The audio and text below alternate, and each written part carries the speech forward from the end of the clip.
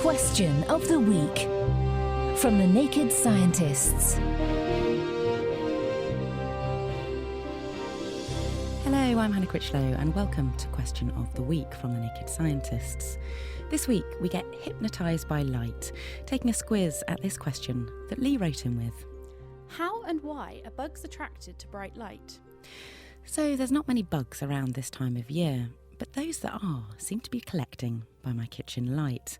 So why is that? Ian Burgess, director of the Insect Research Group in Cambridge, has this to say. To be quite honest, the short answer is nobody knows.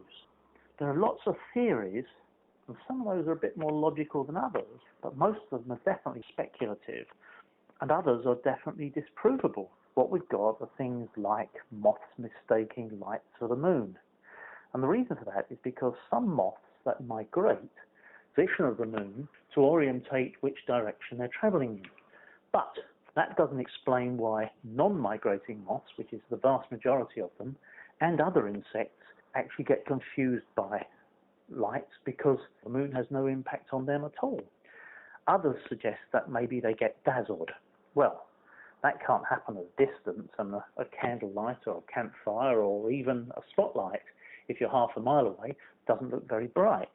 Some people suggested that the pheromones that female moths emit produce a faint luminescence, and that male moths can detect light in the environment and confuse those with the luminescence from the pheromones. But of course that only applies to males. What about the females? Well, it seems that wavelength is important, and they found that the new white or bluish-white lights that are used for street lamps actually are more attractive to moths than the sodium lights, the yellow ones that we've had for years.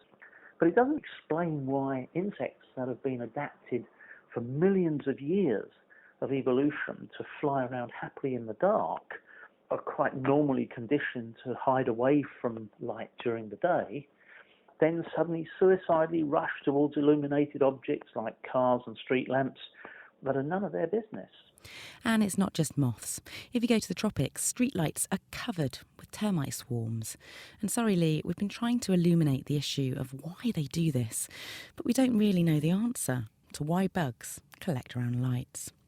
Well, we next turn our steady gaze to the skies with this. Hi, my name is Ray Gorman, and I live in Astoria, New York. Greetings, naked folks. Does the expansion of space slow the speed of light? So if you're looking at the universe from the outside of the universe, would the distance of a mile a few billion years ago be less than what a mile is today?